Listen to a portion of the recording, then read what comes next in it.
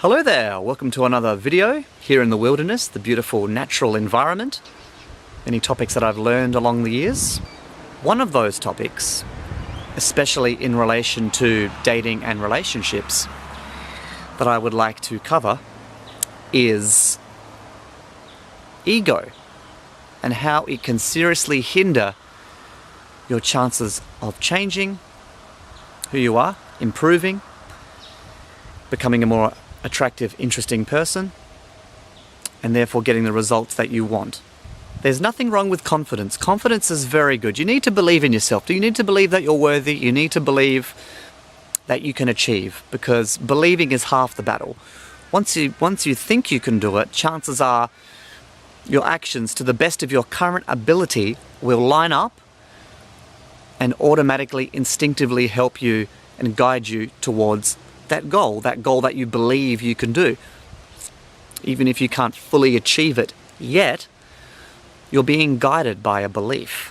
You're giving yourself the best possible chance to maximize what you can do. Okay, that's self-esteem in a nutshell. That's your confidence when it comes to dating, and that's the inner game you've really got to have behind your identity. However, and this is a very big however, when it comes to the ego, can sometimes get in the way of a healthy, well-adjusted confidence in terms of making you feel as if you are way better than you think you are. You really don't want to get too far ahead of yourself. You have to be realistic. You have to be humble. You have to be open-minded to ideas. You cannot be stubborn, especially if you're not achieving and you look at those who are doing kind of what you want to do, the better version that you want to become. You need to be open and see what they're doing and take it on board.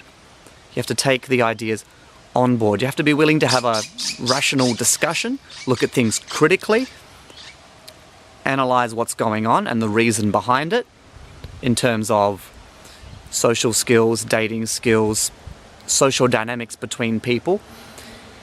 And that's the only way you're really going to change once you learn this stuff and apply it. But you're not going to be open to learning it unless you can minimize the ego's effect.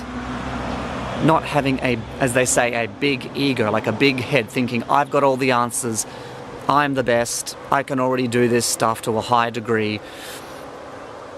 Okay, because that's not true for anyone, really. We're all, even those who appear to be good, I guess you could say, doing really well, they're still learning. They're still just trying to maintain a good confidence, and they're on their own path. They're at their own level.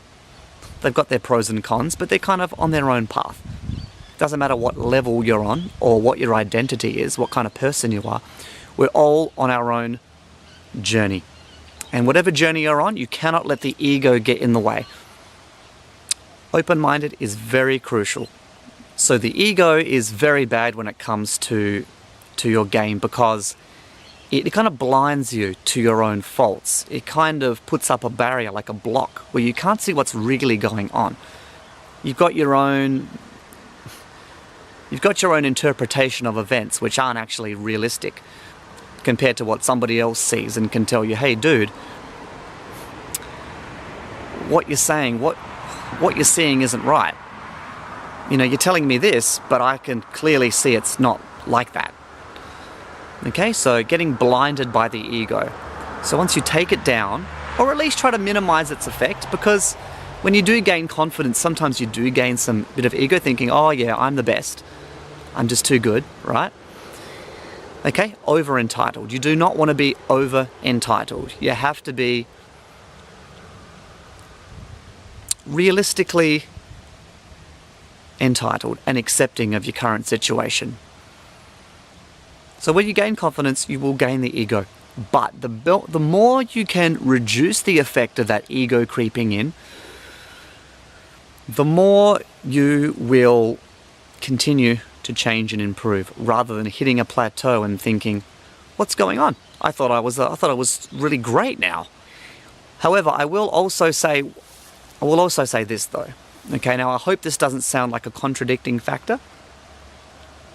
It's a little bit contradicting, but try to understand what I'm saying here. It is always better to do a little bit too much or believe in yourself a little bit too much instead of not enough, because you can bring it back. If you don't hit the line, it's going to be very difficult to reach the line. It's going to take longer, but if you kind of go beyond it, you kind of get an understanding of, okay, I've seen the lower side, I've seen the higher side. Let's find that middle point. Let's find that middle ground where I'm a confident guy, but I'm not overly arrogant about how I feel, which you definitely don't want to have, because if you do have it, there's a good chance it'll actually push people away instead of actually drawing them in. You want to be the person who draws people in with your confidence and charisma rather than pushing them away. So you just rather be in a place where it builds naturally, go a little bit too far, learn from any mistakes that you make, and just know where to find the line. Feel out the balance for yourself. There's no other way you're going to do it except for having that experience. Just keeping a check on it, just keeping a handle on yourself, the more you can maintain that middle level, the more you will change over time, the faster you'll improve, basically. The less fluctuations you have between low self-worth and overinflated self-worth, okay? So you don't want those fluctuations, you just want to be trying to stay in the middle as much as you possibly can. Very important point I wanted to reiterate, guys, regarding ego, regarding realistic expectations of yourself and what you can achieve, and being open-minded to ideas, taking them on board, processing them properly and applying them. So take down the barriers, enjoy yourself, make other people feel good. That's all I wanted to say. Chris signing off.